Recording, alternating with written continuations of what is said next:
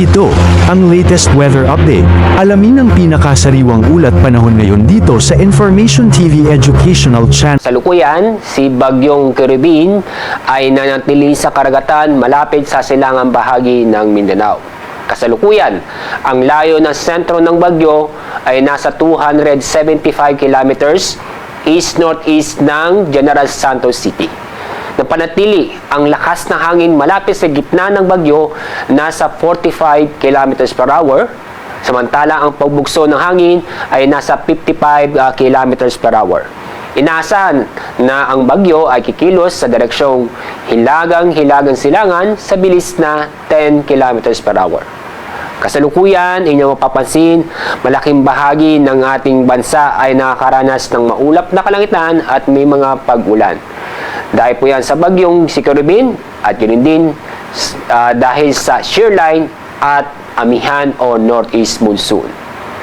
Kaya paalala sa mga kababayan po natin sa Visayas, Mindanao at sa Bicol region na mag-ingat po tayo at maging alerto dahil sa epekto ng tatlong weather system na may posibilidad ng itong mga pag-ulan na magdudulot ng pagbaha o pagguho ng lupa. Narito ang lugar na sa ilalim ng Tropical Cyclone Wind Signal number 1. Nanatili pa rin ang Davao Oriental ay nasa ilalim ng Signal number 1. Ibig sabihin, sa susunod na 36 hours mula ngayon ay makakaranas ng pag-ulan at may kasamang pagbugso ng hangin. Sa ating forecast track at intensity ng bagyo.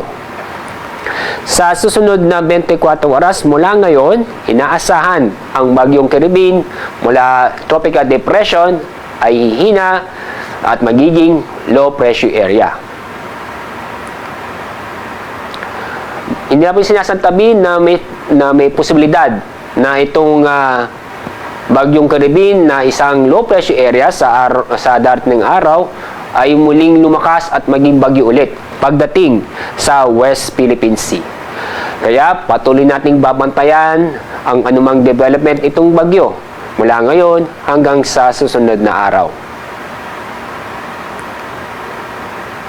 Ngayon wala tayong gale warning pero mag-ingat pa rin tayo dahil may naasahan pa rin maalon ang ating mga karagatan sa halos buong kapuluan dahil sa epekto ng amihan, shear line at ang Bagyong Caribbean.